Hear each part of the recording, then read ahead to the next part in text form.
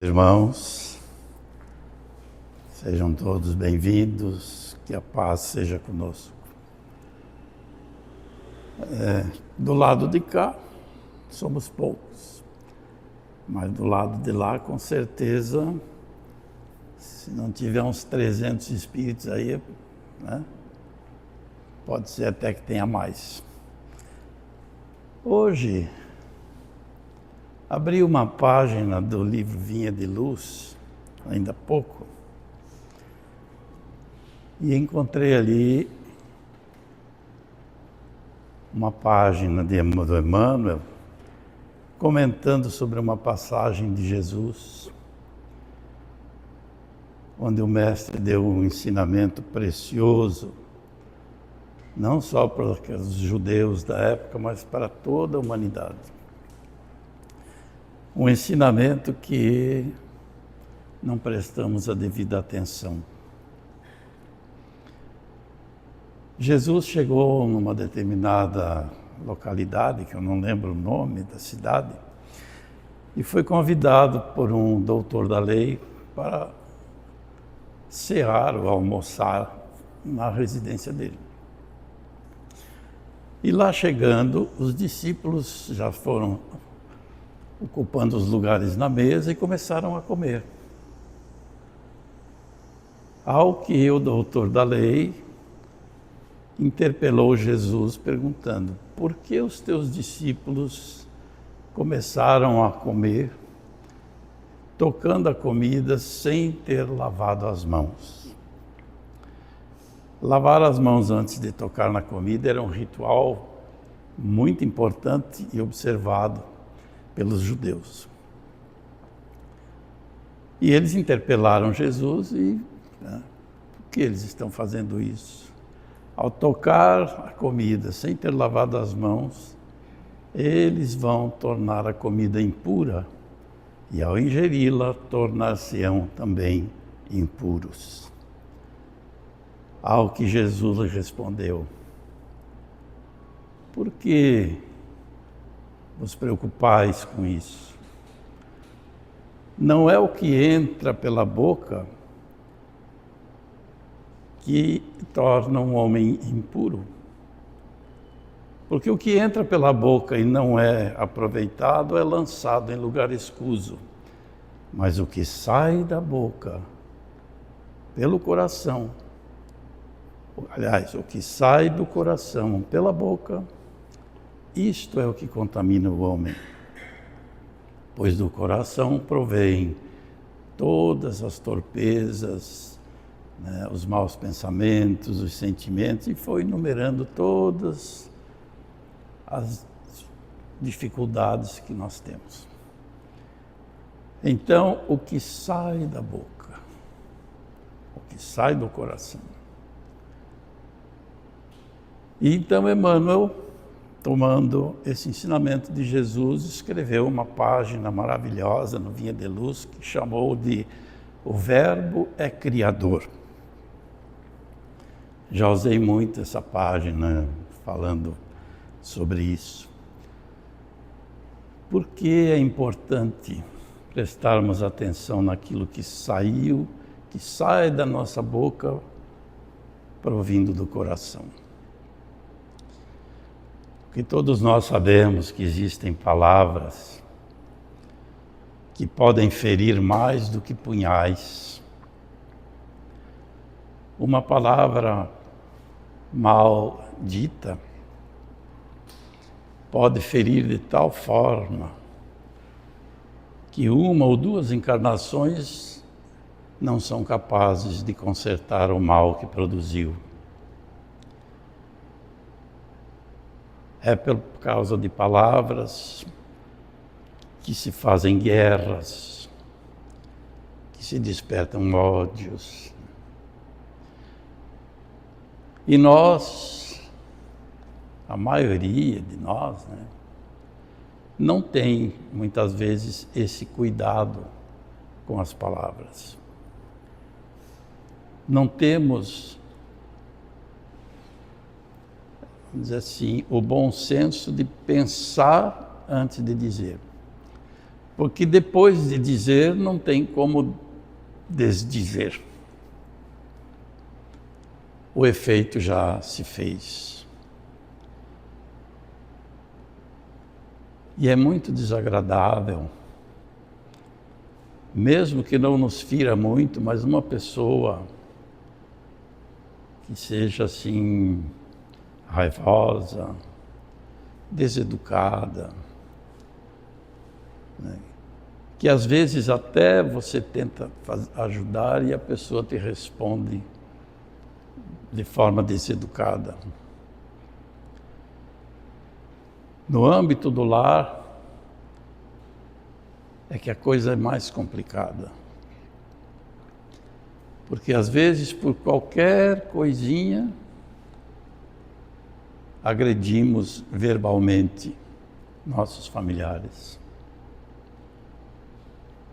E como nós ainda não aprendemos a exercitar o perdão, a desculpar a incapacidade do outro de controlar o seu mundo íntimo, nós acabamos nos deixando atingir. E mesmo que a pessoa depois venha nos pedir desculpa, a feridinha já ficou lá. O machucado ainda está lá. Às vezes, passa, mas às vezes, meses depois ou até anos, acontece uma coisa semelhante e a pessoa vai dizer, você já fez isso outra vez. Não é a primeira vez. Por quê? Porque a ferida ainda está aberta.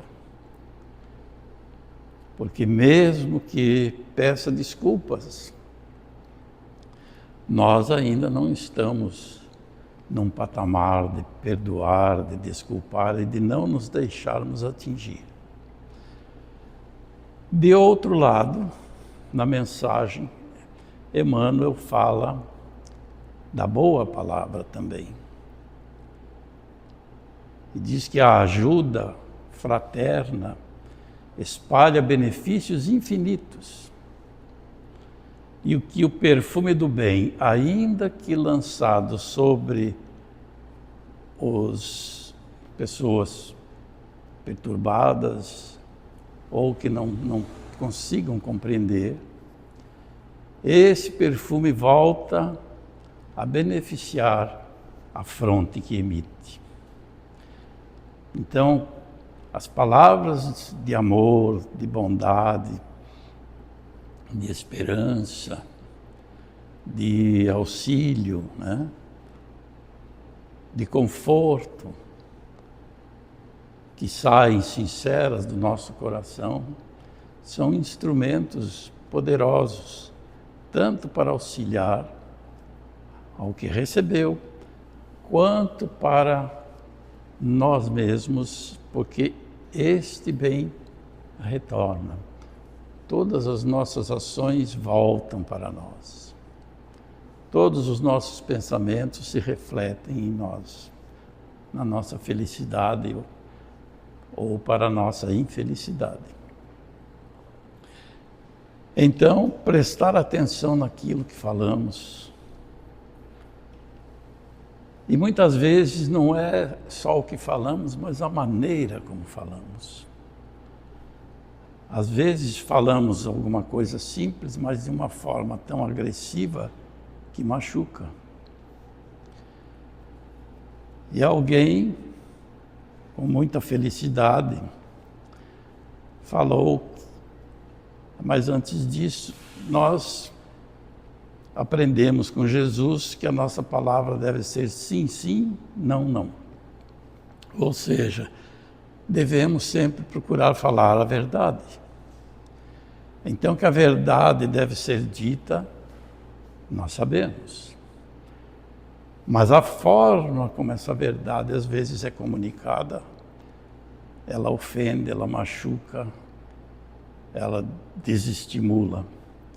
Então aí lembrei de que alguém com muita felicidade comparou a verdade com uma pedra preciosa, uma joia de grande valor. Se nós pegarmos esta joia e lançarmos no rosto de alguém, oferecendo para a pessoa, ela pode machucar e não será recebida com alegria, ou até talvez recusada. Mas se pegarmos esta joia, embalarmos numa caixinha, né, um pacote de presente bem feito, bonito, e entregarmos carinhosamente para a pessoa, ela será bem aceita. E diz essa historinha, esse exemplo de que o presente, o embrulho, a caixinha são as formas como nós comunicamos a verdade. E com certeza, até mesmo ao dizer a verdade, nós temos certa dificuldade, às vezes, né? Nós usamos a verdade não para auxiliar, mas de uma forma que machuca, de uma forma desagradável. Já a maioria de nós não gosta nem de ouvir a verdade, principalmente quando é contra nós ou sobre nós, né? Daquilo que a gente faz, porque nós estamos sempre arrumando desculpas para os nossos equívocos, para as nossas imperfeições morais. A gente sempre tem uma desculpinha, é o outro. E quando alguma verdade nos é dita com cuidado, com carinho, com bom senso, a gente até pode ficar um pouquinho assim aborrecido, mas pelo menos até agradece. E muitas vezes até agradecemos, dizendo, puxa, eu não tinha percebido, obrigado que você me mostrou essa falha do meu caráter. Mas nem sempre é assim, né? Muitas vezes assim, não te disse, eu falo, isso é, né? Aquele tom de imposição que aborrece, que aí vem a pessoa retruca, né? Porque é desagradável. Ouvir a verdade já nem sempre é muito agradável na nossa condição ainda espiritual bastante atrasada, né? Em relação ao progresso moral que nós temos que realizar. Então, meus irmãos, tomemos muito cuidado com as palavras. E a palavra é uma das formas de comunicação que nós mais utilizamos. Direto, alguns até falam muito, outros falam menos, mas é a forma de nos comunicarmos com as pessoas. E não é bom a gente receber, por exemplo, um elogio? É bom. Uma coisa simples, né? Puxa, você parece tão bem, está com uma energia tão boa, me senti tão bem perto de você, obrigado. A pessoa se sente feliz, se sente bem. Alguns até nem acreditam, né? Eu não sou isso, não, mas eu senti. Não custa nada, né? Ser gentil, a gentileza atrai gentileza, né? A bondade atrai a bondade e assim por diante. Então, meus irmãos, a reflexão para que nós cuidemos do nosso mundo íntimo. Eu estava assistindo uma palestra do Divaldo ontem e ele estava falando que estava muito doente, com muitas dores e resolveu pedir ajuda para a espiritualidade. Porque nós gostamos de pedir ajuda, né? Nossas preces, a maior parte é para pedir, né? Então, ele pediu para a espiritualidade que ajudasse, quem sabe um remédio, uma cirurgia, um parto, alguma coisa para aliviar as dores dele.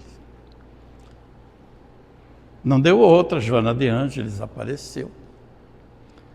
E então, Divaldo, você chamou por nós, o que está acontecendo, o que você deseja? Ele falou, né? Aí ela assim, ô Divaldo, depois de Jesus, o espírito que você mais ama é Francisco de Assis, não é? É, Francisco de Assis. E você sabia que Francisco de Assis passou por muitos problemas quando encarnado? Sei. E foi enumerando as enfermidades e as dificuldades que o Francisco de Assis teve. Não gravei todas, mas as duas últimas. Você sabia que ele teve câncer? Sabia.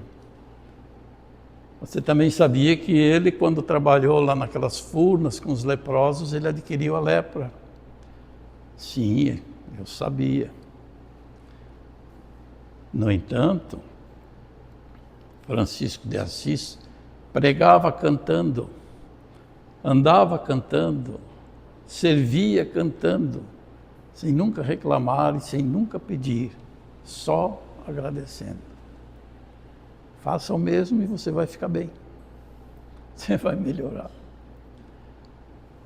Então, às vezes nós pedimos para a espiritualidade ajuda.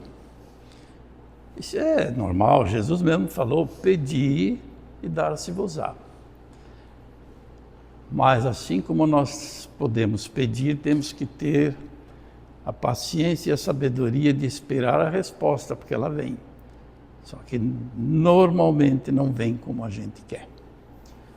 Porque a gente quer facilidades e eles nos trazem trabalho. A gente quer que eles resolvam nossos problemas e eles nos mandam prestar atenção e saber que o problema é meu e eu tenho que resolver. Então, meus irmãos, a gente tem que pedir, é justo pedir, mas ter paciência, né? Porque eles sabem o que é bom para nós. E se tivessem nos dando tudo aquilo que a gente pede, a gente acabava ficando estagnado, né? Não ia avançar. Então fiquemos em prece, agradecendo acima de tudo o dia de hoje, as suas bênçãos, ligados com Jesus, magnânimo coração de Jesus, aos benfeitores espirituais aqui presentes, que mesmo sem pedirmos, eles nos ajudam, nos amparam, nos assistem e nos intuam. E vamos receber as energias do passe, para que possamos sair daqui mais energizados, mais fortes, mais dispostos do que aqui chegamos. Que Jesus nos abençoe e nos dê a sua paz.